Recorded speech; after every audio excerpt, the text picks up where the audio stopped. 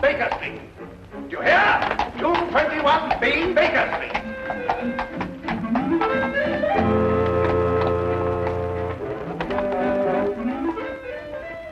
And you're an idiot, too.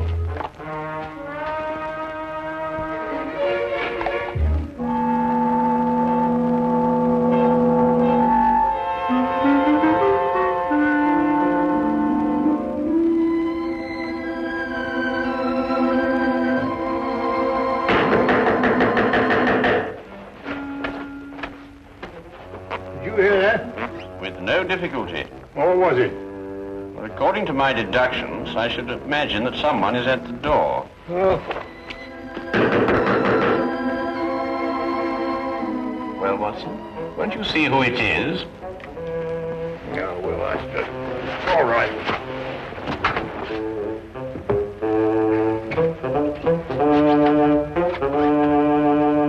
How do you do? Out of my way, imbecile. Ah, here you are. A most accurate observation. Don't fool with me, sir. I'll wrap this stick around your head. I beg your pardon. Do you know who you're talking to? I most certainly do. An idiot, a liar, and a blackguard. That's who I'm talking to. Would you care for a cup of tea? Never mind the cup of tea. Just give me my £100. Now, look here. Now you've gone too far. Who are you? Yes. Why don't you introduce yourself? Introduce? Mr. Holmes, what tomfoolery is this now? You know my name, sir. I wish I were equally informed as to yours. Do you mean to sit there and pretend you don't know who I am? I not only do not know who you are, sir, but I think I prefer it. Quite. But this is impossible. Oh, you're pulling my leg? Mr. Sherlock Holmes is not in the habit of pulling the legs of elderly gentlemen. Oh, enough of this nonsense. I talked to you here in these very rooms only last week. Oh, indeed? And what did we talk about? You know very well what we talked about. I informed you that several attempts have been made on the vault of my home. I asked your advice concerning a safer place for the family jewels, securities, and other valuables. Oh? And what was my advice? Don't you remember? You said that thieves never look in the obvious places for valuables. They only look in the places that are not obvious. Therefore, I should put my precious things in an obvious place, which would then become inobvious. Or some such drivel. Anyway, I took your word for it, and you charged me £100, too. Did I? I take it the advice was not very effective. Effective? My dear sir, not more than an hour ago, the biscuit jar was ransacked. Completely ransacked. Biscuit jar? I offer you my full sympathies, Mr. Sir Arthur Treadley. Oh, Sir Arthur. However, the loss of your valuables represents only one crime in this pattern. What do you mean? The first crime committed was a very clever impersonation of myself. For last week, when we presumably were holding our rather unusual discussion, I was in Brighton with Dr. Watson. Yes, we had sort of a holiday. Gone the entire week. Very enjoyable, eh? Are you certain? There can be no doubt, sir. Then I talked to... An impostor. But he looked exactly like you. It's interesting, eh, Watson? What did I look like? You were in Brighton. We both were.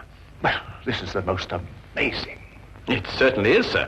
I hardly relish the thought of a stranger wearing my slippers and smoking my pipe. Not to mention the fact that he's traded on your name to achieve his own illegal ends. Well, I see that I can hardly blame you, but still, something should be done about it. Something shall be done about it, sir. This impostor must be apprehended. You should report the matter to the police. Oh, no, I think you can trust Sherlock Holmes. This Sherlock Holmes. Good. Here's my card, sir. Please contact me as soon as you've uncovered the scoundrel. I should very much like to meet him face to face. Exactly my wish, sir. Good day, then, gentlemen.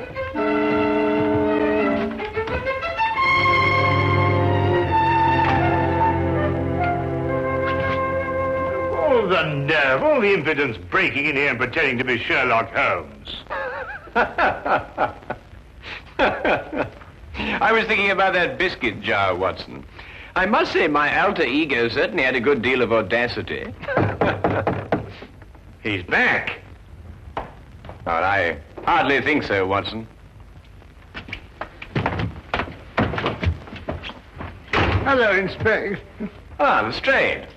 Holmes? Holmes. And the laughing stock of Scotland Yard. Oh, I am sorry to hear that. But so you should be.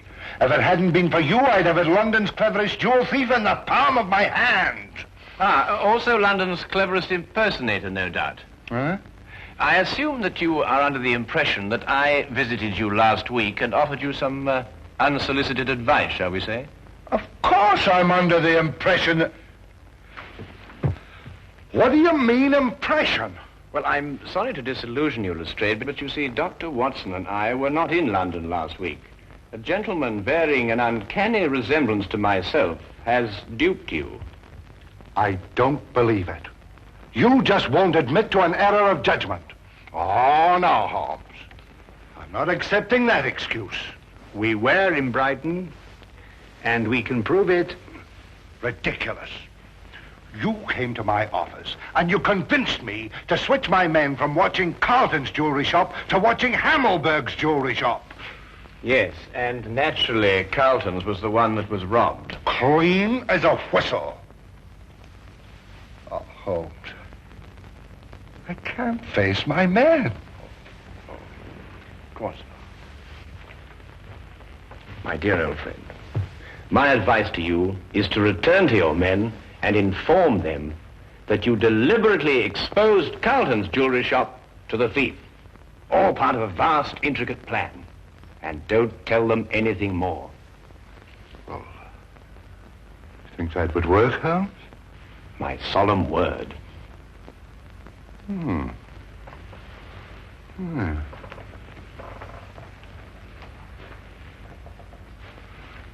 do that, Holmes. That's just what I'll tell them. They won't be able to make me out, will they? You will continue to be a puzzle to them. Yes. Oh, thank you, Holmes, thank you. Oh, by the way, you weren't serious about that impersonator, were you? Quite serious. Ridiculous.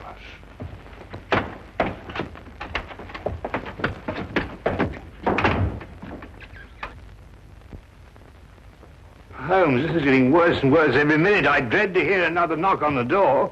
Well, I think our man was busy enough for 1 week, don't you, Watson? Well, I hope so. Well, what are we going to do now? Well, to catch an impersonator, it may be necessary to bait the trap with a piece of imitation cheese. What? I say, Holmes, must we continue with this ridiculous act? Absolutely essential. Well, I don't feel very dignified. Dignity is not the issue, Watson. It is justice and revenge. How long do we go on for? Well, until the right man calls on us. Look here, we've already seen dozens of diplomats and reporters. Are you sure none of them was the right man? Quite sure, Watson. But I have every confidence our man will call on us before very long. Sooner or later, he must see for himself the fabulous Maharaja of Gandoor. And to say nothing of the Maharaja's fortune in jewels. Well, I wish I was still plain Dr. Watson. Mr. Hadley Bellingbrook of the London Weekly News desires an audience with the Maharaja. Very well, ask him to wait for a moment. That's all right, Watson.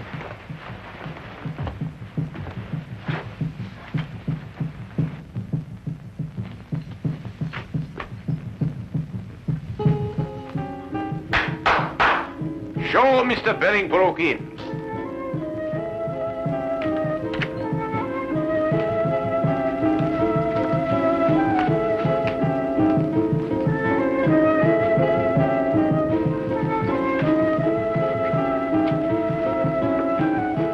I am Afan Turman, the Grand Vizier to the Maharaja. We welcome you. How do you do? Please to follow me. The Maharaja of Gandoor, Mr. Bellingbrook.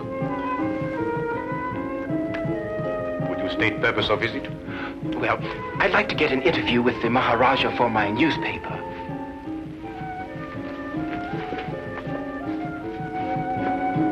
Pundri Hai, Iskla, Garibalahira. We grant interview. First question, please. Well, actually, I wanted to do what we in London call a feature story. Naturally, I know that every newspaper has already covered the fact that the Maharaja is honoring us with a visit.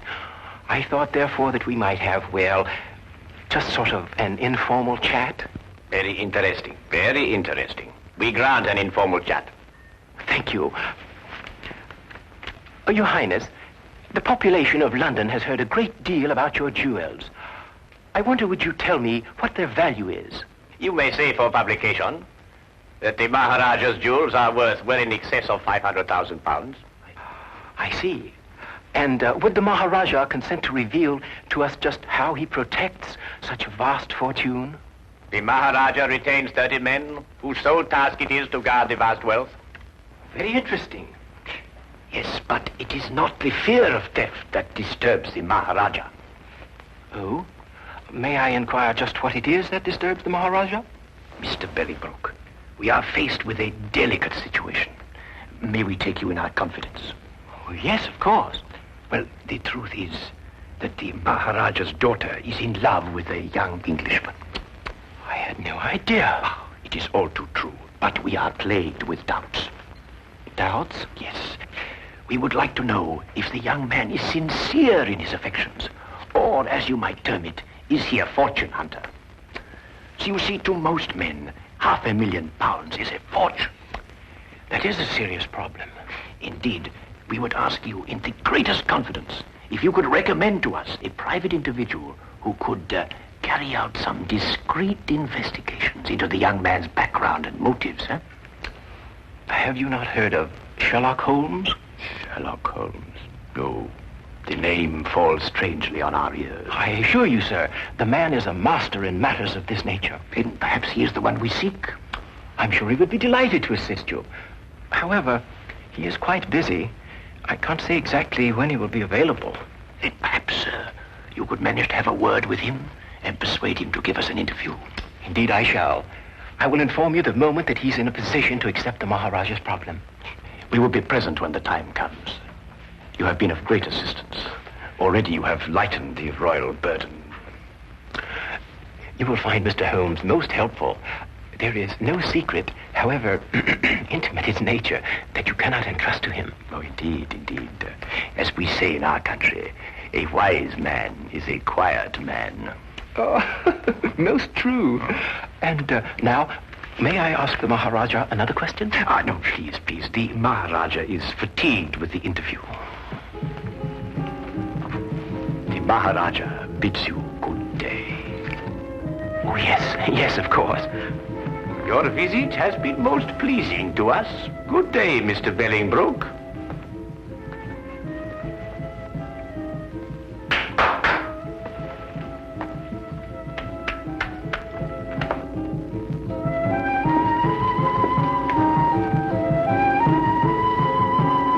May I speak now? Certainly, Watson. What would you like to say? Eh? Oh, no, nothing really. Oh. Look here, Holmes. Why did you tell that fantastic story, something about a daughter and an Englishman? Well, you're aware, of course, that Mr. Bellingbroke was not a member of the press. Oh? Seemed legitimate enough to me. Hardly. You see, there were no signs of the true journalist about him.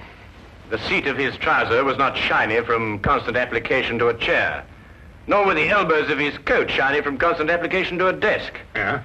His spectacles were mere props being made of plain glass. Plain glass? Good Lord, how did you determine that? But Mr. Bellingbroke is nearsighted. It was quite evident from the manner in which he took those notes that the glasses were no use to him whatsoever. Oh, I see. All right, then, granted Bellingbroke isn't Bellingbroke. Well, who is he? I mean, he doesn't look very like you, does he? Well, that's true, Watson. So I think we shall learn more about our mysterious friend when he arranges that interview for me with Sherlock Holmes. Yes, I believe he resides at 221B Baker Street. A charming man, too, from what they say.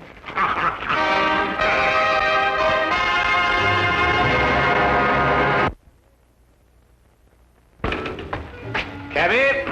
I say, Holmes, you did say we were just going through the motions of leaving the city. Yes, correct. But, well, where are we actually going? Well, straight back to our rooms at the hotel, where you will get out of your clothes and resume your instant characterization of the Maharaja of Gandoor.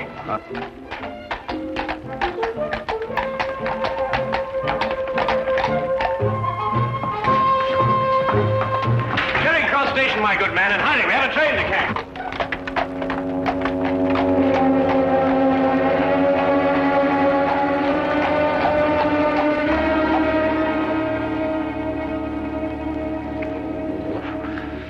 I wish they wore bowlers. Yeah, let me help you. Mr. Bolingbroke has arrived. Ah, show him in.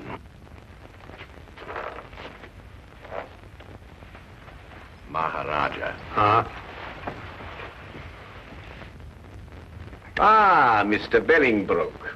We greet you in peace and in hope. I think your hope is justified. Then you bring good tidings? I do. We had a good stroke of luck, and Mr. Holmes waits you this evening. Splendid.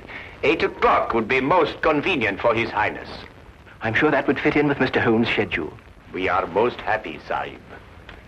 By the by, where does this Mr. Holmes reside? The address is 221B Baker Street. Baker Street. Ah, that has something to do with cakes and bread, no doubt. Yes, it is. But it has nothing to do with it in this case. Odd name for a street. But however, we shall be there at the appointed hour. Good day, Mr. Bolingbroke. Holmes, if this is your idea of a joke, then our friendship is at an end. Not to mention my career with the Yard. I give you my word, Lestrade, I am utterly serious. And what could be fairer than that? I know. It just seems peculiar, this business of sneaking up to your place and arresting Sherlock Holmes. At 8 o'clock tonight. But suppose he isn't there. Suppose we burst in, guns drawn, and find the flat empty. How will I face my man? Rather sheepishly, I should imagine.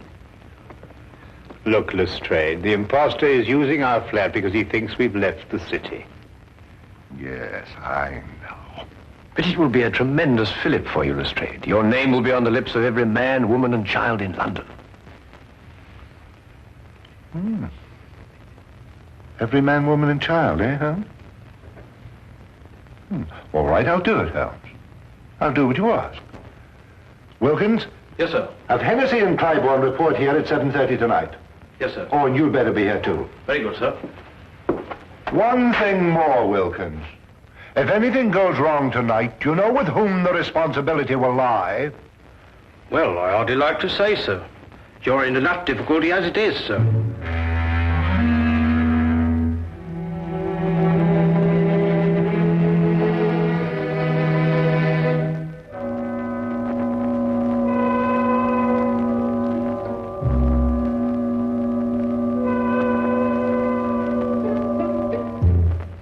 It will be necessary to surprise our unwelcome guest. Of course. I suggest, therefore, that we gather one by one in the hallway of the house. Watson, you stroll by first and then duck in. Aye. Next Lestrade, then Wilkins, and finally myself. What about Clybourne and Hennessy? Hennessy, you ought to go around the corner and station yourself at the back of the house. And mind, keep a good lookout. And Clybourne, you remain here and watch the front of the house. Now, is everything understood? Good. Then let's be off.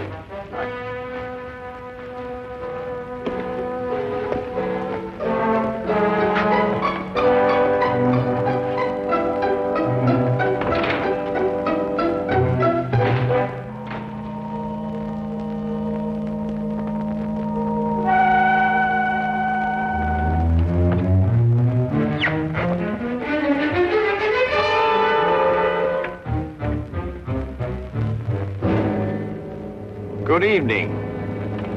Very good. I must say the resemblance is quite remarkable. It is remarkable, but I should have known better than attempt to deceive you, Mr. Holmes. My error. I think you'd better come along quietly. I have no other choice, have I? You quite outnumber me.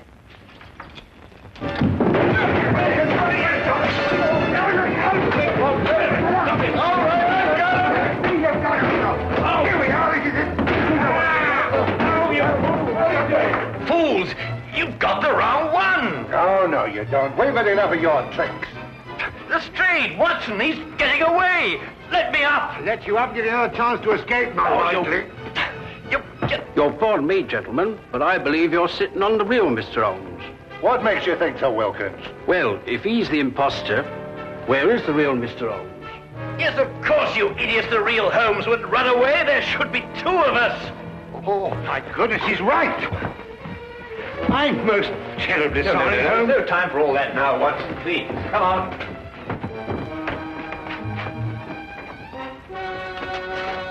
Mr. Holmes, what is it? Have you seen the imposter? No, sir. He got away. Look down the street. Hurry, man.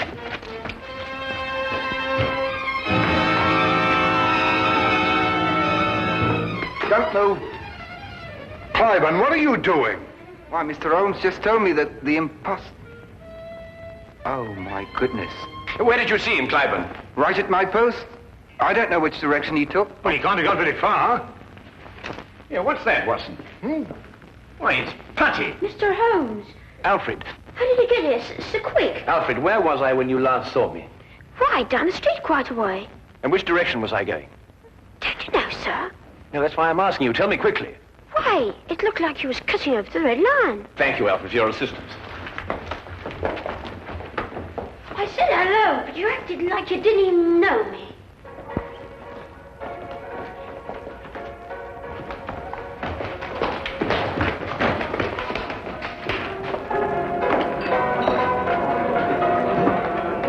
Make yourselves inconspicuous. I'll call you if I need you.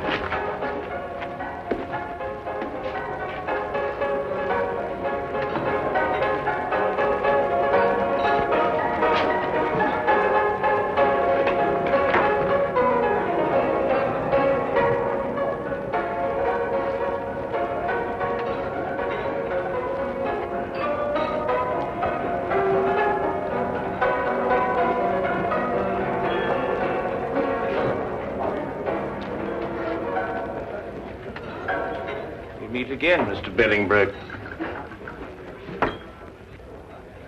I beg your pardon. Disagreeable stuff, Putty, isn't it? The way it sticks to everything. Your hand at cut.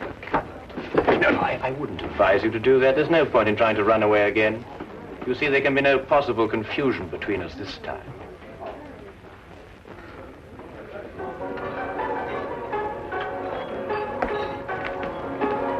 Here he is, Lestrade. But who is this man? Well, it's rather difficult to say. Sometimes he is a certain Mr. Billingbroke, and at others a certain Mr. Sherlock Holmes. But at all times he is a superb master of mimicry and disguise.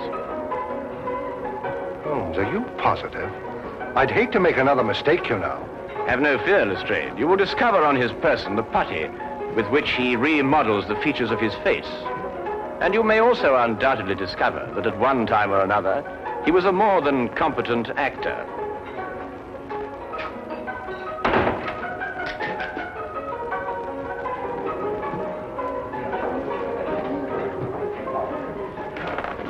But Holmes, I still... All right, all of you. Now moving. Come on, Tony, we can make a break for it. Just in the nick of time, Charlie boy. Here, give me the gun. Thank you. Now, won't you sit down opposite your partner? Aren't you Tony Simmons? No, I am Sherlock Holmes. And this, in yet another disguise, is Tony Simmons.